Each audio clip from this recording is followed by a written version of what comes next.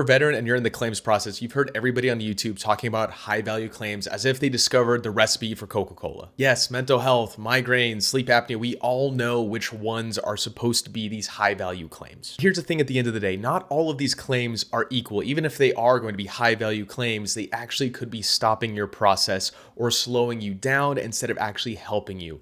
So let's jump into why. So in this video, we're going to break down which claims are going to be worth your time, which ones aren't, and actually building a strategy around this to get you paid. And of course, we're going to be doing this in plain English, easy to understand, easy to follow. Let's jump into it. I like to think of VA claims in three buckets. We have no paying claims, low paying claims, and high paying claims. So let's start with the first one, the no paying claims. And you might be wondering, what can be a claim but that doesn't pay anything or doesn't have anything helpful to it? Well, it's actually pretty easy. So these are claims that even if they are approved, they won't increase your rating. For example, if you're going to be claiming insomnia, but you already have a mental health rating, guess what? That's going to be bunched in together. So your mental health rating might not change at all. And in fact, they might just reopen up your case and look at something and maybe lower it. And now our low paying claims are the ones that are 0 or 10% rating. So we're talking about like knee pain in each knee individually, tinnitus ratings. There's a couple things that are land at 10% and they're great building blocks, don't get me wrong, but they're not going to get you to 100%. If you do 10% ratings, that will not get you 100%. I promise you that. And don't worry, we're going to dive into why. And then we have the high paying claims. And these are anything, in my opinion, 30% to 100% per rating.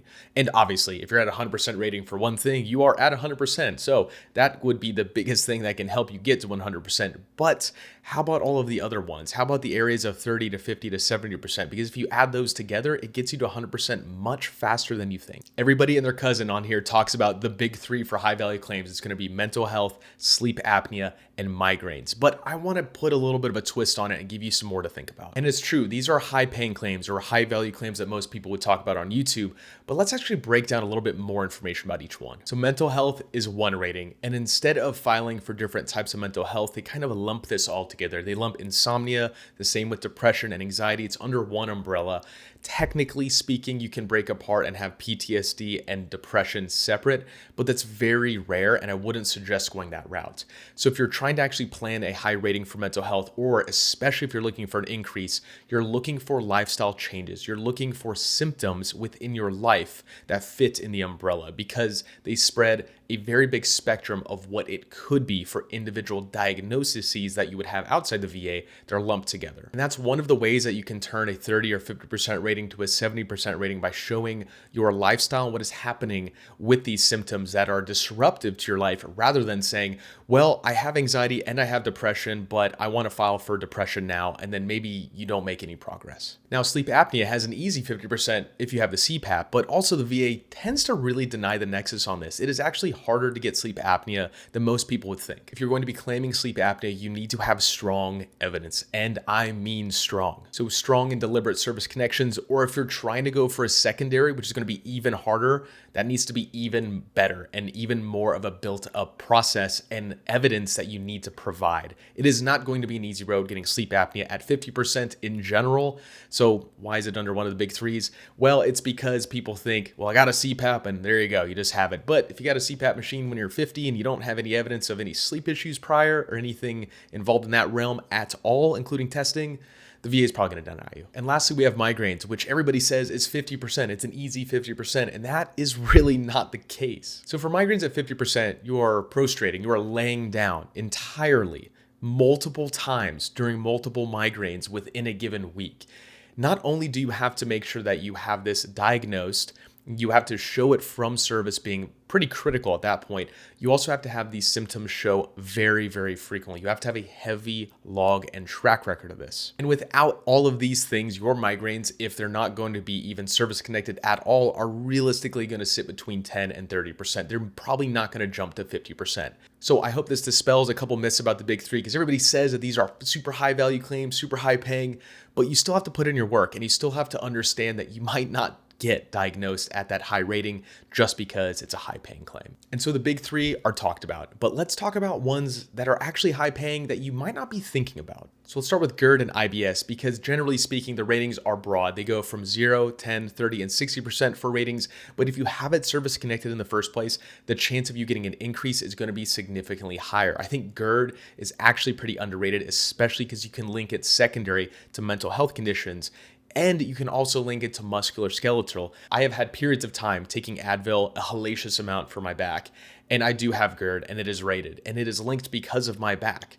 That is the reason that I've had GERD. So for my GERD rating, it is higher than I actually anticipated, which was a 0 or 10%. I have it a little bit higher than that. I don't have the full 60, but it was secondary. And the secondary was because I had a very good track record from a back injury in service. And another sneaky high-paying claim as an individual claim is not really there. It's actually going to be a back injury, but as it relates to radiculopathy between your legs or your arms. So this can be either between your back and your legs or your neck and your arms.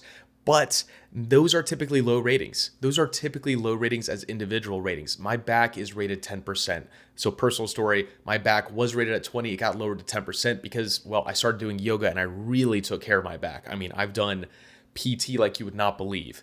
But my range of motion did improve to the point where they lowered it. However, I've had sciatic nerve pain in both legs at 20% each, and they can go up as high as 40% each. Not for me individually, but for you, this could be a very big deal because this could take your claim from 10% or a 20% back rating, even though it's chronically painful, all the way up to like a 50 or 60% combined rating total with all of these things together. It's something to think about because it's not part of the big three because it's such a low paying claim initially. But strategically, you can tie it together and make it worth its while. Probably another area that is a high value claim is heart disease and hypertension. A lot of guys from the Vietnam era can get this automatically at 60 or 100% with high blood pressure, especially if you're exposed to Agent Orange or other toxic chemicals and materials. This is really valuable because high blood pressure comes in a lot of forms. It comes from stress, it comes from these areas. But if you were exposed and you fall under the PACT Act, this rating could be the highest one that you get right off the bat. So I would highly suggest you look into where you land on the PACT Act and where that actually applies for you if it does. So the last one is chronic pain syndrome or somatic symptom disorder, and this can be related to mental health or even a physical injury. So if you've linked these things well together, this could actually be a super high rating as well as a secondary condition to mental health or even pain. If you're having a lot of knee pain and back pain, and you're actually getting reevaluated. If you're going to neurology, if you're going to a rheumatoid doctor of some sort, if you're going to a specialist for chronic pain syndrome, you should link these to secondary conditions if you have the ability to. Now, you can also do these as primary conditions. I can't say that that's going to be necessarily an easier route, but if you're close enough to service or if you've had chronic pain from service, go ahead and look into that one as well.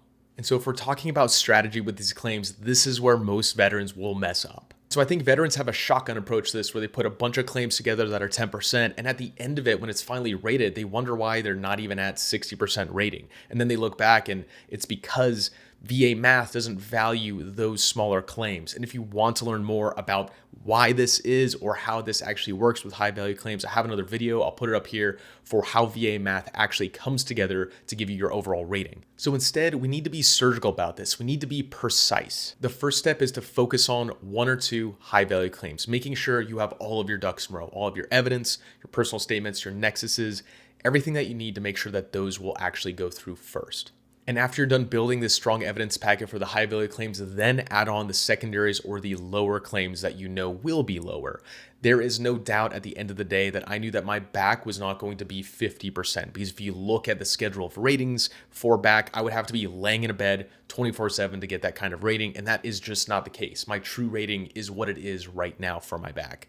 So after you're building up that evidence, add those secondaries, add those smaller claims as well. It's not to say you shouldn't put time and focus on it, but don't put time and focus on those ones over the larger ratings that you have if you're doing this strategic approach. Okay, so with a live example, let me just make this very simple. You start with mental health disorders and you are looking to get that at 70% based on the symptoms. You've done your homework correctly. And now second, you're adding migraines secondary to tinnitus, which is normally 10%. Now this bumps you up to at least 30 to 50% rating. Third, you're adding sleep apnea secondary to your mental health depression medication, which is put on weight on your body, and that is also at 50%. And now you see what I did there. That just increased your rating from what it could be at a very low level to 93%, which puts you at 90%, which is much closer to getting 100 because at 93%, you need two more items that are at 10% rated to kick you over to 95, and then they round up. And with the strategy, I know I went through that section fast, but if you want to learn more about gathering the right evidence, writing personal statements, I have a course and a deep dive that's 7 hours of videos with free templates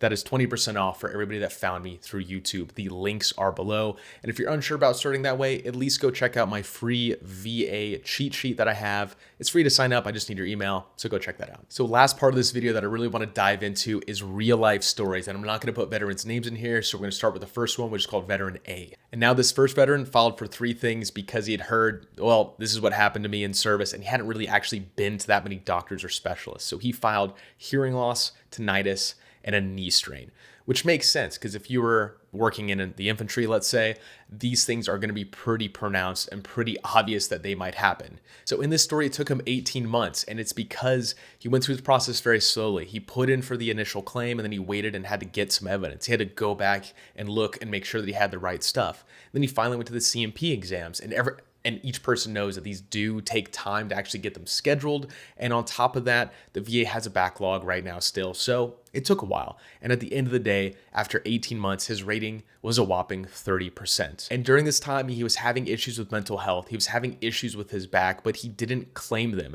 because he had not brought it up in service. He thought being the tough guy was the right thing to do. And maybe I don't need to claim this. And then he was starting to regret it. So 30% rating after 18 months of work, and now he's starting this process again. So veteran B was taking care of themselves in service, and they had a few high value claims that were already diagnosed before they got out. So they did claim mental health, they claimed their back injury, they claimed tinnitus, and then they also claimed sleep apnea, and all of those were approved.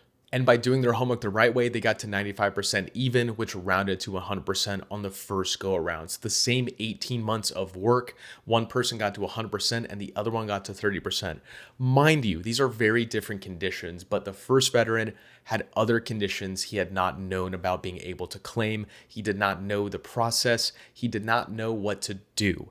And so he went with the short, easy list of things that were the first things he thought of and decided to file a claim initially with the VSO. And the second person did their homework, and I'll buy it, they actually took my course to understand how this all works together. So here's the takeaway from this. You shouldn't be spending an epic amount of time on 0 and 10% ratings trying to add them up to 100%. And you should be looking at your high paying claims potential that you have. And what I would do is, if you don't have a diagnosis for certain things, look into going to the doctor and spending time going back through your medical records alongside that as well. It's very easy to look through the PACT Act if you've already been deployed, where you can see areas and regions that might have affected you. But you should be keeping up with your diagnoses no matter what they are. So it's not to say disregard those 10% ratings. You should keep up with all of them every year and make sure you continue a track record so that your overall rating will not be lowered in the future and you are taking care of yourself along the way. So if you like this video, please subscribe, write a comment, give it a like, and you can watch the next one up here.